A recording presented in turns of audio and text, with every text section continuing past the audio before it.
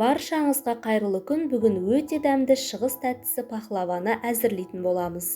Менің каналыма жазылып видеоны соңына дейін қараңыздар. Алдымен ыдысымызға жұмыртқаның сарысын саламыз.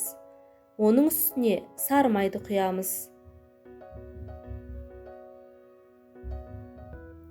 Одан кейін қаймақты қосамыз.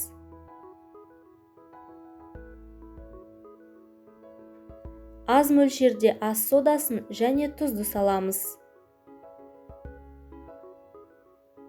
Қантты қосып, жақсылап араластырып аламыз.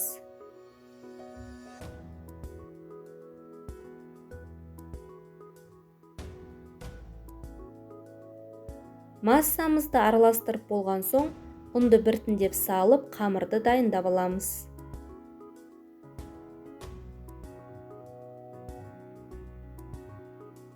Қамырымыз дайын болған соң тоңазытқышқа 1 сағатқа салып қоямыз.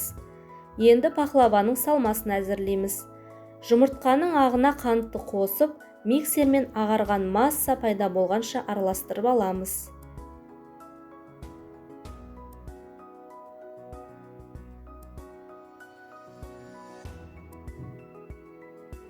Одан кейін үгітілген грек жаңғағын қосып, салманы дайындап аламыз.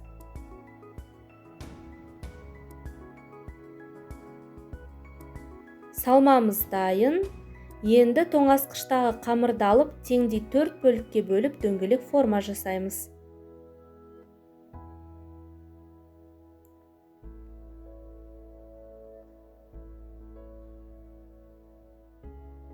Міндетті түрде әзірлеп көріңіздер. Менің каналыма жазылып, лайк басып, комментарий жазуды ұмытпаңыздар. Бір жасағаннан өте дәмді шығатын сәтті рецепттердің бірі. Енді қамырдың бөліктерін біртіндеп жайып шығамыз.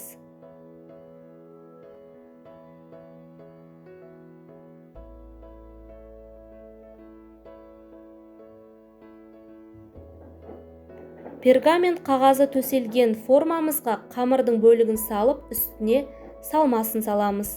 Қалған бөліктерінде дәл солай жасап аламыз.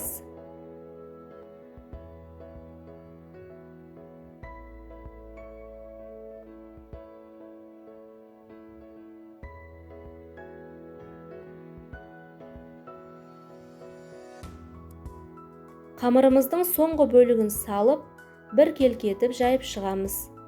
Және пышақтың көмегімен кесіп аламыз.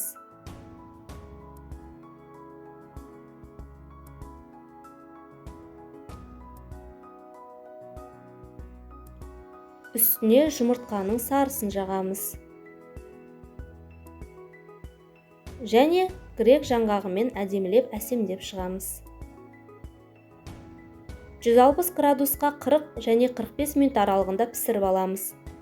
Және алған соң үстіне сиропты құйып, тағы да 5-10 минутқа пісіріп аламыз.